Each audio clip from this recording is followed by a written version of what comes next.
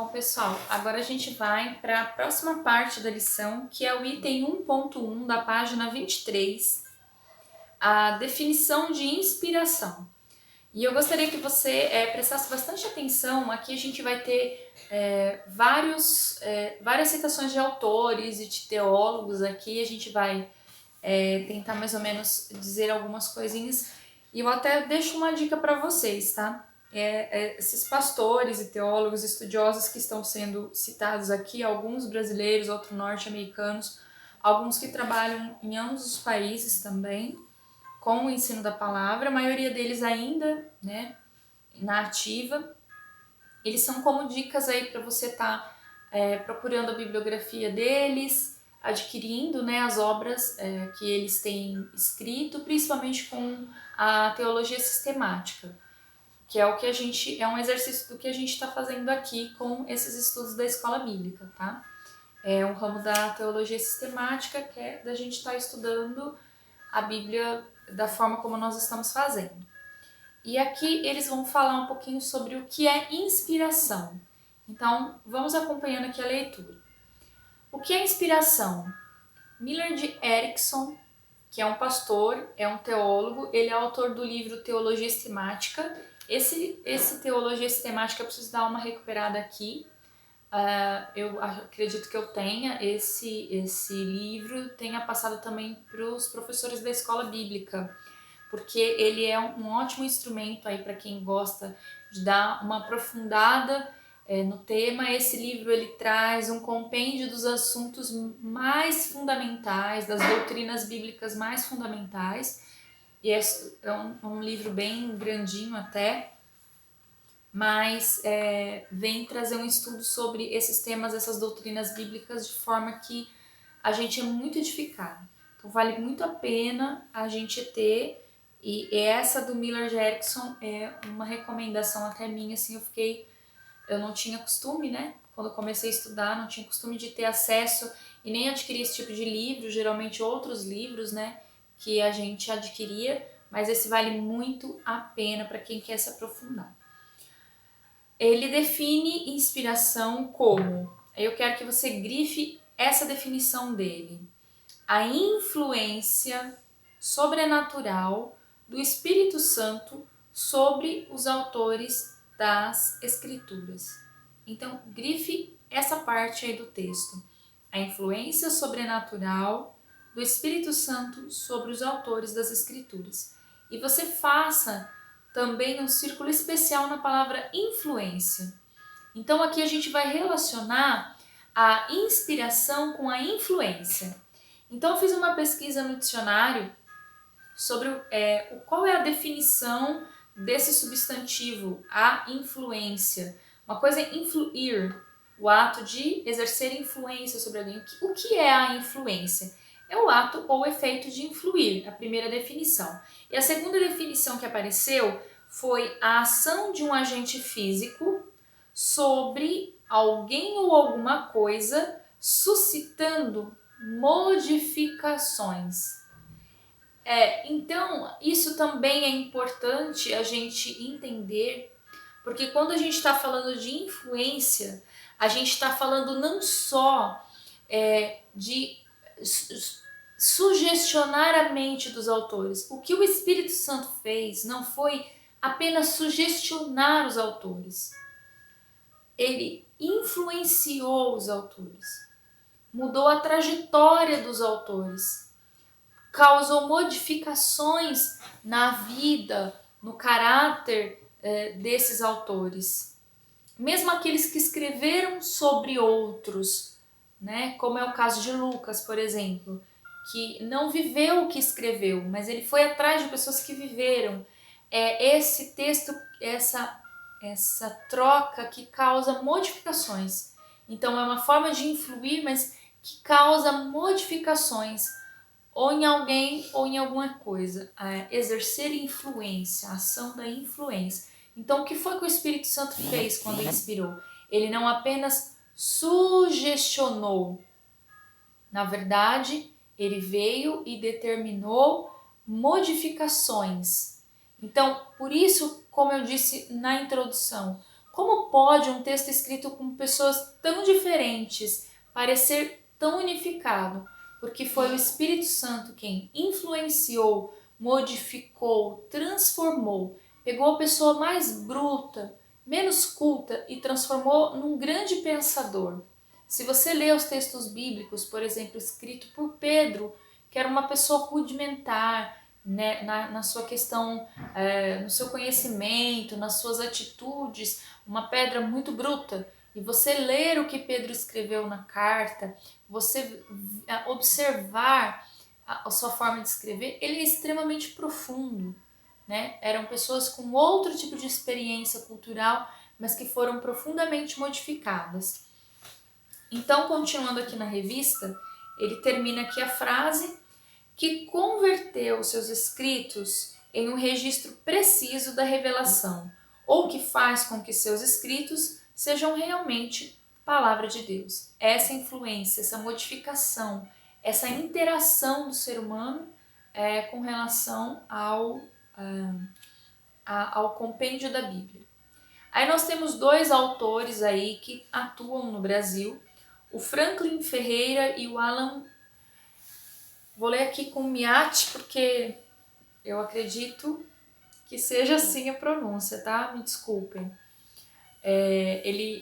O Alan, ele atua inclusive no Brasil e nos Estados Unidos. Eles definem inspiração como, grife isso, a influência, também utilizam-se do termo influência, que a gente já viu aqui o que é. Grife, a influência sobrenatural do Espírito de Deus sobre os homens escolhidos por Ele mesmo. Entenda que nós estamos falando aqui de propósito. Não significa que toda pessoa com o Espírito Santo escrevam coisas que são dignas de serem dadas como palavra de Deus. A palavra de Deus é a palavra de Deus.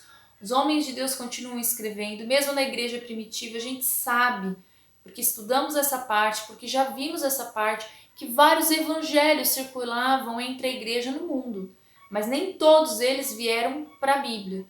Quando foi feito uma escolha, fosse determinada uma escolha de como seriam, de quais desses evangelhos seriam de fato os que entrariam no cânon, a gente sabe que houve uma série de itens que precisavam ser cumpridos, né? Pelo qual preferiam-se uns evangelhos e não outros. Isso não descarta a importância de outros manuscritos, mas entendendo um livro, uma doutrina, um catecismo, nada disso é mais importante ou superior do que a palavra de Deus. Nada disso é superior à palavra de Deus. Nada disso pode ser tomado como sagrado a ponto de a gente abandonar uma coisa ou outra. Se eu tivesse que falar para as pessoas, eu diria: abandone qualquer livro, qualquer doutrina, para que você siga a Bíblia, a palavra de Deus. Houve um propósito. Esses estudos são importantes, os livros desses autores aqui, a teologia sistemática, tudo isso é importante para compreender aquilo que é fundamental. Importante não necessariamente é fundamental, é importante você ter, mas não é fundamental. O fundamental é a sua experiência com a Bíblia, a palavra de Deus. Então, continuando aí na página 24, para quê, né? Esses homens, a fim de que, e aí eu queria que você grifasse esse trecho, registrassem de forma inerrante e suficiente toda a vontade de Deus em relação à salvação e à vida do homem, constituindo-se esse registro na única fonte e norma da fé e prática cristã. Então, esse registro que foi feito pelo Espírito Santo através dessas pessoas tinha essa unidade e tinha esse objetivo de se tornar texto sagrado para que pudesse ser uma referência para a Igreja de Deus. Todos os outros demais estudos, todos os outros livros, essa revista de escola bíblica, eles são importantes, mas eles não são fundamentais. O fundamental é a palavra de Deus. Por isso que a gente milita pela escola bíblica, porque a nossa visão, a nossa ideia é explorar o texto bíblico. A gente pode ter N experiências com pregadores, N experiência com livros. Não abandone a Bíblia. Não abandone a Bíblia. Leia a Bíblia dia a dia. Coloque aí um aplicativo no seu celular ou pegue sua Bíblia mesmo impressa. Sente-se, leia. Permita-se ter essa experiência. Porque o autor, que é a melhor pessoa para te explicar, está do seu lado. Ou melhor dizendo, ele está em você. Então leia a palavra de Deus. Tenha ela como seu livro de regra e fé. Se alguém disser outra coisa que não seja isso, a Bíblia fala, se alguém quiser apresentar um outro evangelho que não esse que vos tenho ensinado, Paulo disse, considerem anátema. Então todas as outras coisas que pedem para você abandonar a palavra de Deus, seja considerado anátema. Continuando aqui a nossa leitura, o estudioso R.C. Sproul, que também é um pastor, é um teólogo, tá? Esse já não é mais vivo, ele faleceu em 2017. Mas ele teve grande influência nos Estados Unidos, ele tinha um programa de rádio bastante conhecido, que inclusive era transmitido para outros 60 países sobre a palavra de Deus. Ele apresenta uma definição mais breve, porém precisa. A doutrina da inspiração diz respeito à maneira como Deus superintendeu a redação da Escritura. O Senhor é o Senhor, Deus. Como é que ele fez para que a Escritura fosse posta aí para a humanidade? Se era interesse do Senhor, como a gente viu no estudo sobre a revelação especial, se era intento do Senhor falar com o ser humano, como é que ele estabeleceu que isso fosse acontecer? Então é sobre isso que fala a inspiração da Escritura. É sobre a forma como Deus superintendeu essa escrita. Ele foi o supervisor, foi ele que fez com que isso acontecesse. Não partiu da vontade do ser humano, como a gente já viu lá no texto de 2 Pedro.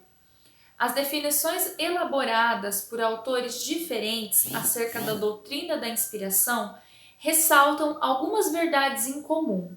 Então, aquilo que autores diferentes que vieram entender essa questão da inspiração divina da Bíblia, eles fizeram um compêndio aqui, 4 itens. E aí eu gostaria que você acompanhasse comigo. Primeiro item é: tudo que os autores bíblicos escreveram o fizeram sob a influência, supervisão e direção sobrenatural de Deus. Todos os autores concordam com isso. Grife isso. Eles não produziram seus escritos de forma independente e nem por decisão própria. Segundo ponto, convergente aí dos estudiosos. Essa influência e superintendência de Deus garantiu aos autores bíblicos a produção de textos precisos e inerrantes, confiáveis e suficientes. E aquelas características textuais que eu já falei para vocês. Né? Embora existam textos poéticos, textos históricos, que tenham estruturas linguísticas diferentes, a gente percebe uma mesma autoria, né? Por conta de alguns recursos que são lançados aí em mão de escrita por esses autores. O terceiro ponto de concordância é que a inspiração é a garantia para que tais escritos sejam, de fato, grife isso, reconhecidos e aceitos como palavra de Deus. Então, essa é a questão.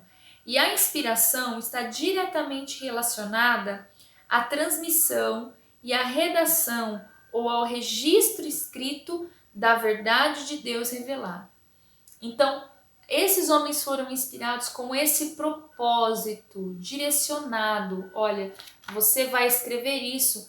E Deus sabia que aquilo ia ser usado como Bíblia, como palavra de Deus, que hoje faria parte da nossa cultura cristã e que seria livro de regra e fé para a Igreja do Senhor.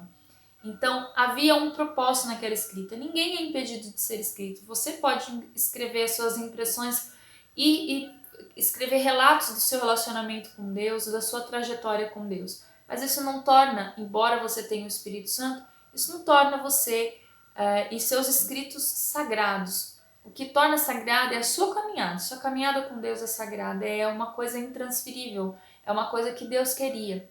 Mas com relação aos escritos, a Bíblia de Deus é livro sagrado, porque quando Deus inspirou esses homens, foi com o propósito de fazer com que eles escrevessem a sua palavra para reunir o seu povo em torno de uma mesma doutrina, de uma mesma regra, de uma mesma fé. Amém?